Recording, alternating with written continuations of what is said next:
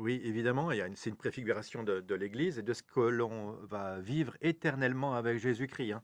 Mais Jésus nous enseigne que le royaume des cieux, hein, il n'est pas sur cette terre, hein. Donc c'est sûr que tout cela, on le vivra en lui, plongé dans la très sainte Trinité, mais ça sera dans la fameuse Jérusalem céleste. Donc, le Christ, qu'est-ce qu'il vient annoncer? Il vient nous annoncer la fameuse bonne nouvelle, hein, l'évangile.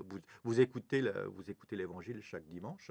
Et c'est quoi cette bonne nouvelle? Cet évangile qu'il nous raconte. Et le texte que vous avez cité aussi, vous voyez, il nous annonce ce qui va arriver, ce que l'on vivra. Alors, c'est souvent extrêmement imagé, mais c'est pourtant très concret.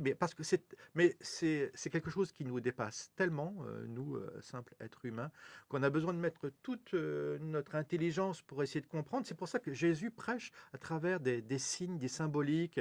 C'est comme, par exemple, moi je pense à l'Apocalypse, hein, c'est le livre qui nous raconte ce qui va arriver. D'ailleurs, l'Ancien Testament aussi, toute cette symbolique, c'est pour nous parler de l'avenir du Messie, mais aussi de ce que l'on vivra après la mort, la fameuse Jérusalem céleste, le paradis, tout simplement. Donc on est appelé à ça. Voilà ce que je pouvais vous dire, Jean-Claude.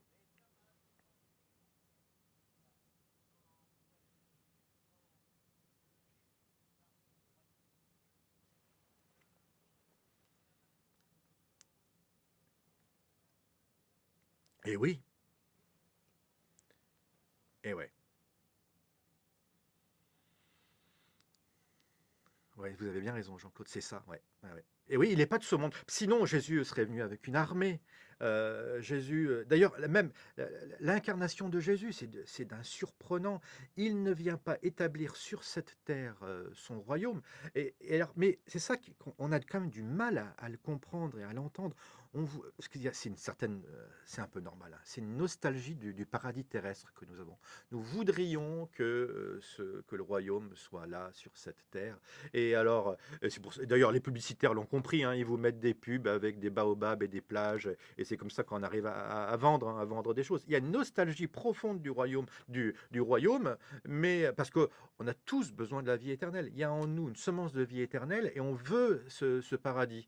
Alors, ce paradis, il n'est pas sur cette terre, et le Christ vient nous annoncer que il est tout proche pourtant, hein, et que tout ce que nous vivons sur cette terre détermine, c'est comme une sorte de révision d'examen, et l'examen final, il sera facile, puisque en aimant son prochain, en suivant le message de l'Évangile et de Jésus-Christ, alors on s'y prépare. Mais la Vierge Marie, dans ses apparitions, elle le dit à tous les petits voyants, non, non, le royaume de cieux n'est pas ici. Alors, c'est pour ça que notre vie sur cette terre aura une fin. Et c'est pas quelque chose de catastrophique, hein. On s'y prépare. D'ailleurs, toute cette semaine sainte, on se prépare non pas uniquement qu'à vivre la mort de Jésus-Christ, et derrière, c'est pour ça que c'est si fort, on ne vit pas uniquement que ça, on s'apprête à vivre la victoire sur la mort et la résurrection.